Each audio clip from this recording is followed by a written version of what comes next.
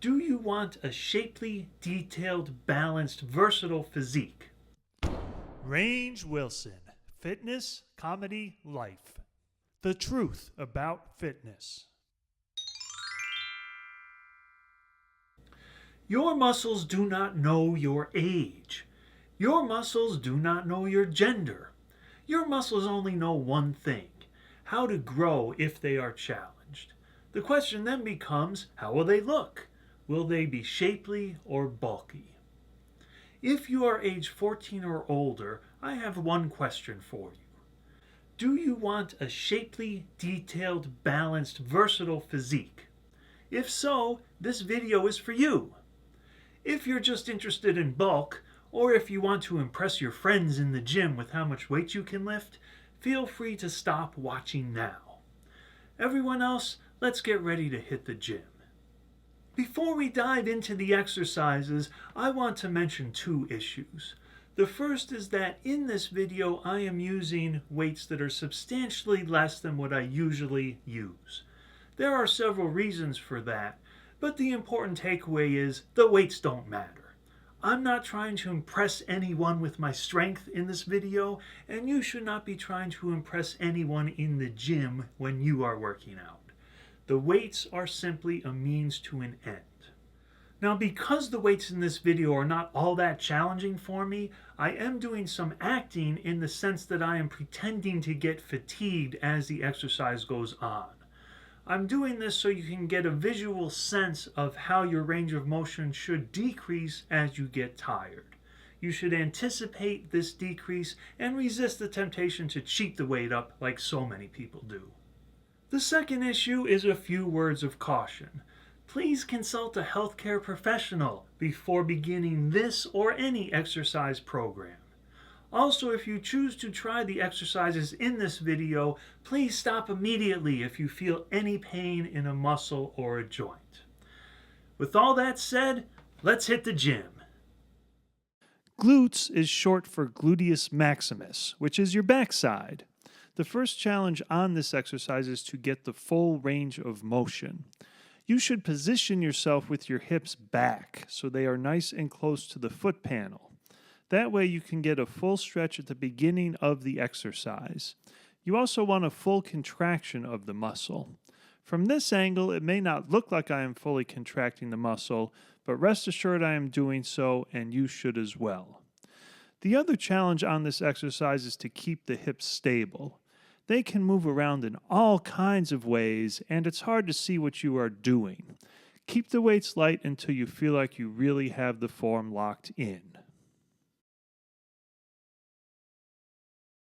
This exercise is for the quadriceps, which are the front of your thighs. There are a few things to watch out for. First, make sure all the settings are correct. You want the axis of rotation of the machine to be lined up with your knee joint. Usually you can see where the axle is, so that's pretty easy. Second, keep the form very strict.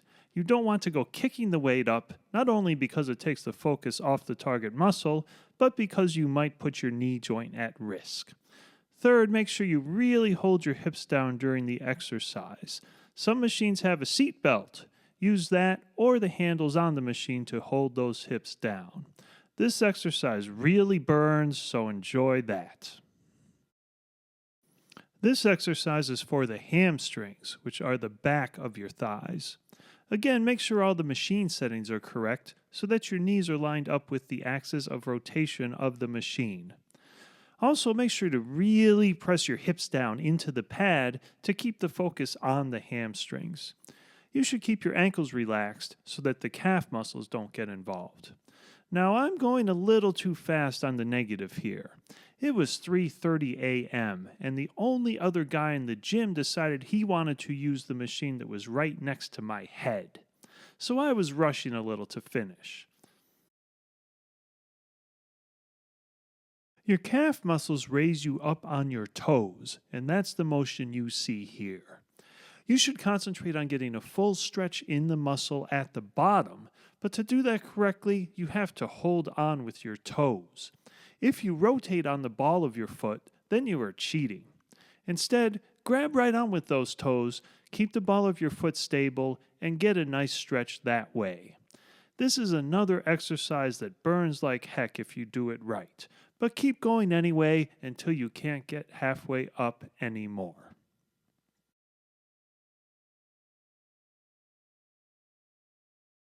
For this exercise, set up the machine so you feel a slight stretch in the muscle in the starting position.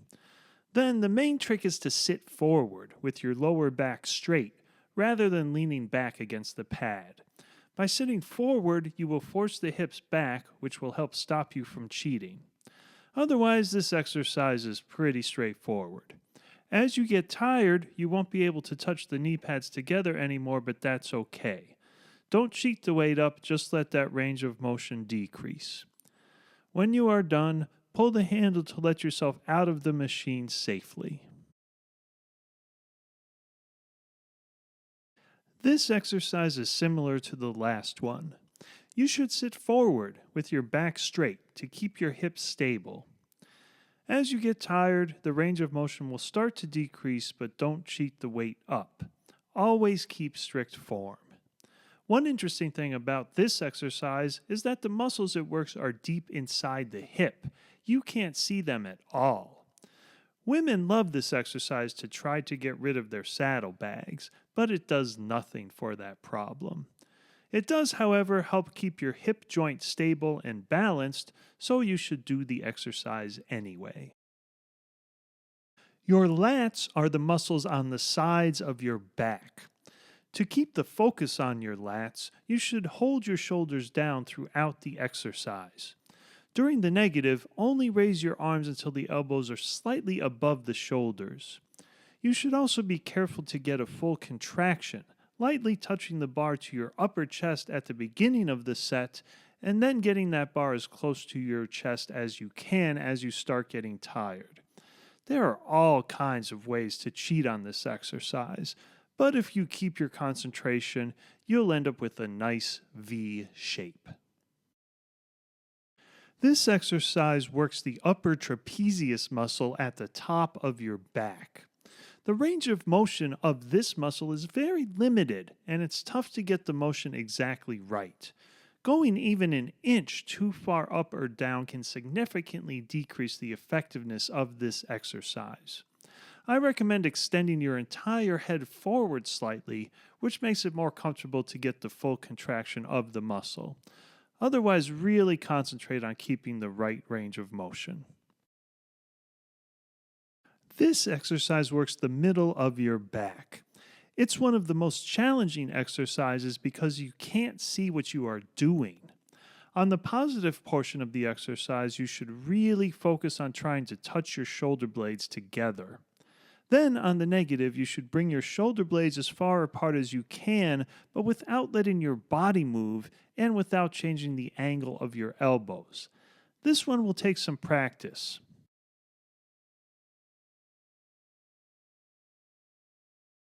There are various ways to work the lower chest, but the dumbbell press is a good way to start because it lets you focus on getting the full range of motion. You can see that I'm getting my elbows way down towards the floor and getting a nice stretch in the muscle. That means I don't need to use all that much weight to really blast the muscle. If you spent any time in gyms, you know that the muscle heads love to use ridiculous amounts of weights on any chest exercise. But you shouldn't focus on the amount of weight you are using. Focus on exhausting the muscle while keeping strict form. This exercise is very similar to the one for the lower chest. With the bench at a 45-degree angle, the focus changes to the upper chest. Otherwise, everything else is the same. Keep strict form, use moderate weights, and really focus on getting a nice stretch. The interesting thing in this video clip is the muscle head I mentioned earlier. If you are viewing this on a big screen, you can see him in the mirror, using awful form with a ridiculous amount of weight, doing biceps curls with a severely limited range of motion. You can see this in every gym all day long, even at 3:30 a.m. This exercise works the deltoids, which are your shoulder muscles. It's difficult to get this one right because there are so many ways to cheat. Your elbows can drop, your wrists can get involved, your arms can creep forward, the rest of your body can start to help. There's lots of things to watch out for. If you do this correctly, it should feel like you are pouring water out of the front of the dumbbell. You don't want to actually twist the dumbbell, but that's what the motion should feel like. Keep the weights light at first and really get the form down. This exercise works the triceps on the back of the arm. The triceps are heavily involved in a movement called pronation, which is the technical term for the way I'm rotating my forearms during this exercise. This technique gives you a real nice horseshoe shape in the triceps area. It can be tricky to get right. Your wrists shouldn't flex at all. They are just along for the ride. Make sure the rotation happens at the elbow, not the wrist. Also, keep those elbows from drifting forwards or backwards. The rotation should be the only motion. It's time for the biceps curls, the exercise that is butchered more than any other. Here, you can see how to do this exercise correctly. Only the forearms are moving. Everything else is completely stable. The body, the elbows, the wrists are all stable. I'm getting a full stretch and coming up as high as I can without cheating. It's really a very simple exercise. You just have to keep your concentration and avoid the temptation to use too much weight. I'm not in the gym to impress the muscle heads, and you shouldn't be either. There are various ways to work the forearms, but by resting your arms across a bench, you can really focus on getting the full range of motion while also minimizing the temptation to cheat. The main trick on this exercise is to keep the elbows and wrists from drifting around. It's tempting to raise the elbows during the negative or to raise the wrists during the positive. Avoid those temptations, keep the form strict, and you'll develop a real nice shape in the forearms. This exercise will also keep your wrist joints healthy. When you flip your hands over, now you are working the other side of your forearms. Otherwise, the technique is very similar to the forearm curl. Keep your elbows and wrists completely stable and focus on getting the full range of motion. The dumbbells do tend to twist a little bit during this exercise. That's okay, but you want to try to minimize that twist. If your forearms themselves start rotating, then you are taking the focus off the target muscle. Now we move on to the abdominals. This is one exercise where getting the right form is absolutely critical. The abs are small muscles, their range of motion is limited, and they are right in the center of your body. It is very easy for other muscles to take over. You really have to keep your concentration and get the form exactly right. It's tough to describe the correct motion, but you can see it here visually. The obliques are the muscles on the sides of your abdominal wall. They are difficult to isolate, and they really get bulky looking if you use a limited range of motion. To make sure you get the full range of motion, I recommend using a Roman chair, which you can see here. You should bend forward slightly at the waist and twist your torso slightly as you raise it upwards.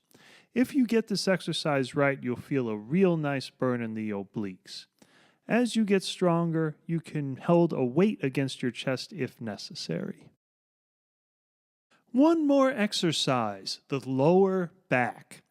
Needless to say, you should be extremely careful when doing this exercise because the lower back is so prone to injury.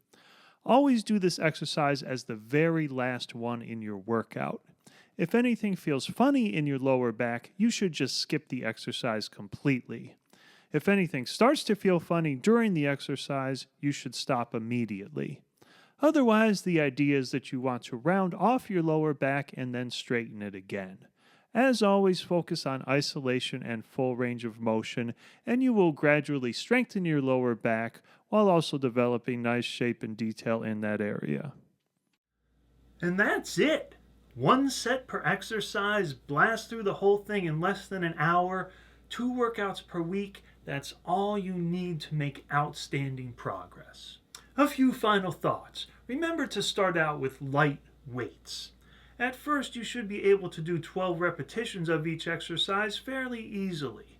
Then, over the course of 5 or 6 weeks, you ramp those weights up until you get to the point where you can no longer do the 12 repetitions. At that point, you'll gradually earn the increase in weight over time. As the workouts get more challenging, you should come back to this video frequently to make sure you are continuing to use good form. I'll put timestamps in the description below so that you can find specific exercises that you might like to focus on. Also, please consider buying a virtual personal training session. I have more information on my website.